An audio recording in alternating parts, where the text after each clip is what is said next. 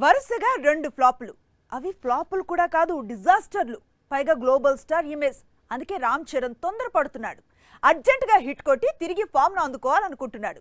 అందుకోసమే కొత్త cinema release date ను లాక్ చేశాడు. రామ్ చరణ్ కొత్త సినిమాకు రిలీజ్ డేట్ లాక్ అయిపోయింది అనేది ప్రస్తుతం ఇండస్ట్రీలో వినిపిస్తున్న టాక్. నిజానికి మూవీ షూటింగ్ జరుగుతున్న తీరుకు ఇదే ఏడాది సినిమాను కంప్లీట్ చేస్తారేమో అనుకున్నారంతా. దసరా పండగకి లేదా దీపావళికి రిలీజ్ చేయొచ్చు అనుకున్నారు. కానీ రామ్ చరణ్ నెక్స్ట్ ఇయర్ వరకు వెయిట్ చేయాల్సిందే అంటున్నాడు. వచ్చే ఏడాది మార్చిలో, అది కూడా 26వ తేదీన మూవీని రిలీజ్ చేయబోతున్నారట. ఈ విషయాన్ని మార్చి 27న చరణ్ బర్త్డే రోజున రివీల్ చేస్తారట. అంతేకాదు అదే రోజున సినిమా టైటిల్ ని కూడా ప్రకటించబోతున్నారట.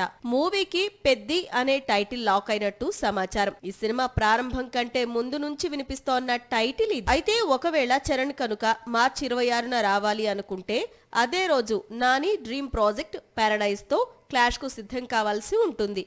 రెండు కూడా పాన్ ఇండియా ప్రాజెక్టులే.